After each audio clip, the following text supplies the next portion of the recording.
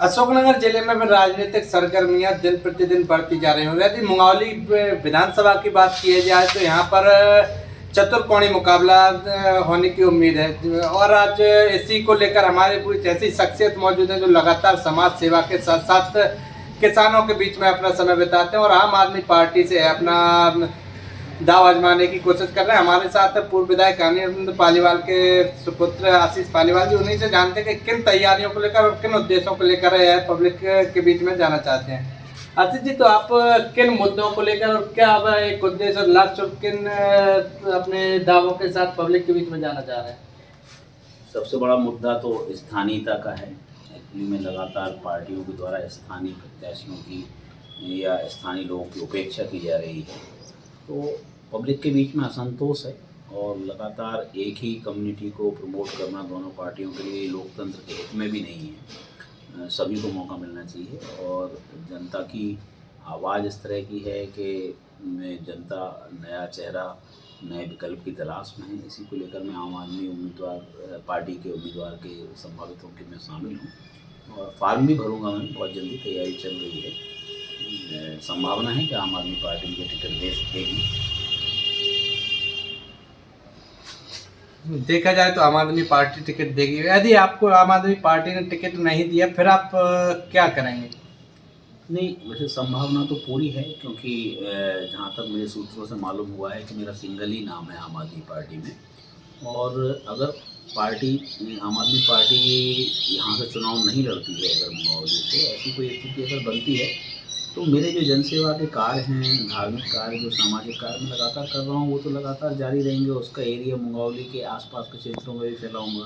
किसानों के बीच में नई तकनीक को फैलाना, ये सब मेरे जो लगातार काम है वो तो लगेंगे। और जिस तरह का निर्णय जनता और जो आभास हमें देगी, जो सलाह हमें देगी हमारे लोग, तो उसके अनुसार निर्णय लूँगा। ये तो जनता की आवाज़ उठाने के लिए जो असंतुष्टि है 70-80% जनता में, उसकी असंतुष्टि की आवाज़ बन के खड़े होना मेरा फ़र्ज़ है। इसलिए मैं अपना फ़र्ज़ निभा रहा हूँ। और आम आदमी पार्टी अगर यहाँ से कुछ नहीं भी करती है तो जनता जो कहेगी वो जनता का निर्णय स्वीकार करूँगा। अपने समर्थकों के साथ चर्चा करके जो भी वो निर्णय लेंगे वो स्वीकार करूँगा। सामाजिक और धार्मिक कार्यों में जो मेरी रुचि है, आध्यात्मिक कार्यों में, कृषि के कार्य, मेरे मैं चूँकि कृषि वैज्ञानिक भी हूँ, तो ये मेरे रुचि के विषय हैं। अध्यात्म, धार्मिक, सामाजिक काम करना और किसानों के बीच में काम करना, ये मेरी रुचि के विषय हैं, तो ये लगातार जारी रहेंगे।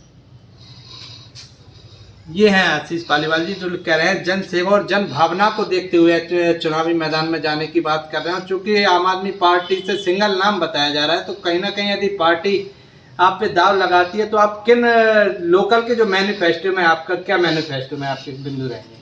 सबसे बड़ी तो ये है कि एक्चुअली में सत्ता के केंद्र इतनी दूर हो जाते हैं क्षेत्र से कि वहाँ के विधायक वगैरह बनते हैं तो वो जनता की अप्रोच में नहीं आते। तहसील थाने के काम वगैरह करवाने के लिए लोग परेशान होते फिरते हैं, इन लोगों को अप्रोच ही नहीं कर पाते। और दूसरा ये है कि स्थानीय भी काफ़ी मुद्दे हैं। जैसे हमारा थाना उठा के बाहर पटक दिया गया, जबकि थाने के पास 5 बीघा ज़मीन आ रही, 4-5 बीघा ज़मीन शहर के अंदर करोड़ों की ज़मीन है। मंडी उठा के दूसरी जगह पटक दी गई। ठीक है, एक्सपांसन होता है, मंडी बढ़ती है, लेकिन यहाँ पर जो स्थान खाली पड़ा हुआ है, करोड़ों की ज़मीन मंडी की पड़ी हुई है शहर में, तो व्यापार वगैरह सारे ठप हो गए हैं। किसान जो आते हैं परेशान होते रहते हैं, यहाँ पर उनकी कोई सुनवाई नहीं होती। जन नेता उनसे, उनका केंद्र दूर है, उनका रहना का स्थान दूर है, तो एक उनको कनेक्टिविटी नहीं मिलती कि वो किसको पकड़ें, किसके पास जाएं। तो ये बनने के बाद में पहुंच से दूर होते हैं, तो जो सामान्य काम ही हैं वो हो जाएं किसानों के, तो किसान अपना स्वयं सक्षम है, वो तो अपनी मेहनत से अपना पेट भरता है और पूरे देश का भी पेट भरता है।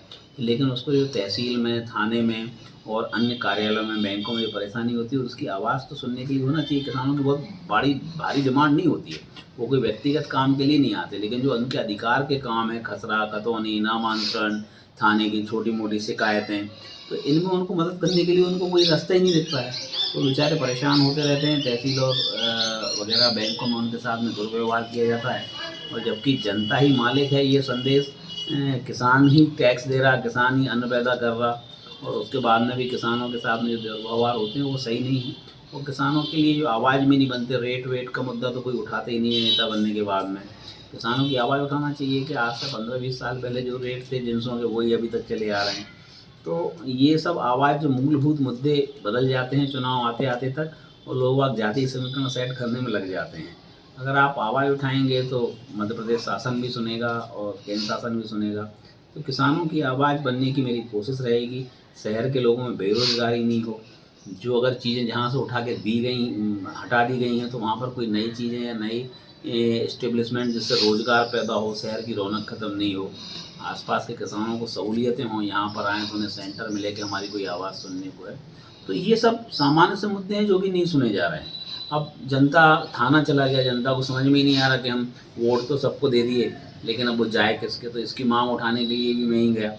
मंडी रोड के हालत ख़राब हो गए हैं पूरे, तो मंडी के लिए के बारे में भी कोई वैकल्पिक व्यवस्था नहीं है। हाट बाज़ार बना पड़ा हुआ है, उद्घाटन ही नहीं है। 1 महीने पहले बनी सड़कें उखड़ रही हैं, कोई आवाज़ उठाने के लिए नहीं है। तो ये जनता एक स्थानीय या जो सबकी अप्रोच में लोग रहते हैं, चारों तरफ से सेंटर है मंगरौली, तो अप्रोच में लोग रहते हैं, जनता अपनी बात कह भी पाती है। अभी तो जनता को पकड़ में ही नहीं आता कि हम कहाँ से ये बात करें और कहाँ से नहीं करें। तो स्थानीय लोगों की आवाज़ सुन जाएँ, उनकी दुख तकलीफ़ों में काम में आऊँ और उनकी साथ बैंकों में, यहाँ वहाँ सरकारी कार्यालयों में अच्छा व्यवहार हो, उनके किसान के क्षेत्र के एवं तकनीक के क्षेत्र में मदद करें, स्थानीय लोगों को रोज़गार मिले। जो पहले से स्थापित चीज़ें हैं अगर उनको हटा दिया गया है तो उनकी जगह कोई नई चीज़ें ला के दिखाएँ कि हम जिससे रोज़गार और रौनक शहर की बनी रहे, ग्रामीण क्षेत्रों की भी रौनक बनी रहे। तो ये सब छोटे छोटे से मुद्दे हैं तो चुनाव जीतने के बाद में लोग भूल जाते हैं। कई लोगों के काम तो मुझे ही करवाना पड़ते हैं कि चलो पद पे नहीं है लेकिन जाना पड़ता है।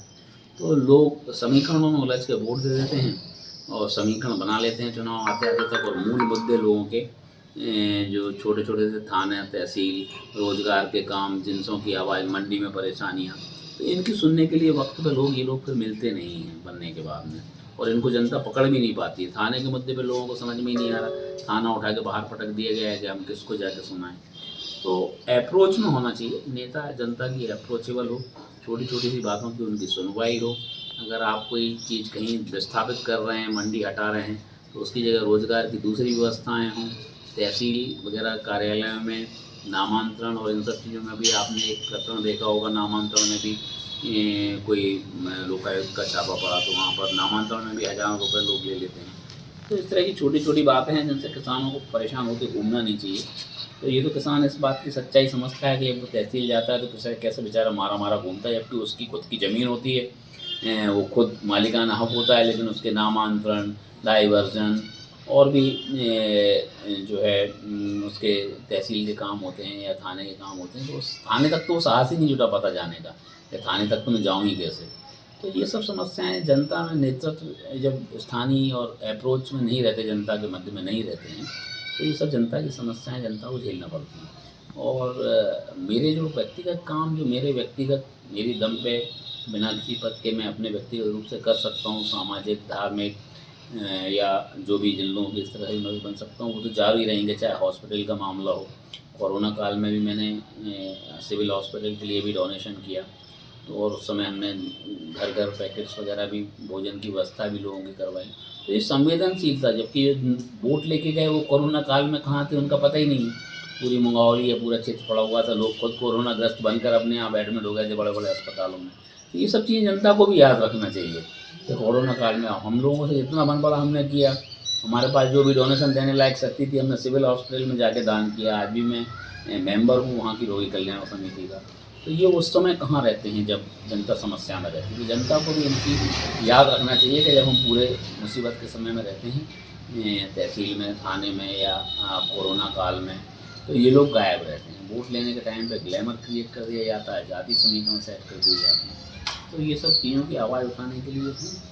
और अगर राजनीति मुझे मौका नहीं देगी तो सामाजिक, धार्मिक क्षेत्रों की इस तरह से भी जनता की सेवा कर सकता हूँ, वो लगातार जारी रखूँगा। आप कृषि वैज्ञानिक हैं, और यदि मंगरौली और अशोकनगर क्षेत्र की बात की जाए तो यहाँ एक भी ऐसा उद्योग नहीं है, तो उद्योग के लिए आप कितने गंभीर हैं और क्या आपकी प्लानिंग रहेगी?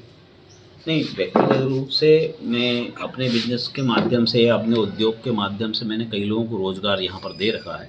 काफ़ी लोगों को रोज़गार मैंने स्थानीय लोगों को दे रखा है, और बहुत जल्दी मैं अपने निजी प्रयासों से भी कोशिश करूँगा कि कोई हर्बल फैक्ट्री जिसका उत्पादन भी यहाँ के लोग कर सके, जैसे अश्वगंधा वगैरह की खेती है या मैंने सेवफल की खेती नागपुर वगैरह में चालू हुई है, तो उसको भी मैं यहाँ लाने के प्रयास करूँगा कि मॉडल सेट करके दिखाऊँ कि इस तरह से गर्म क्षेत्रों में भी सेवफल पैदा हो रहे हैं, तो यहाँ के किसानों को मैं लगा के दिखाऊँ। वर्मी कंपोस्ट की किट बांटना है।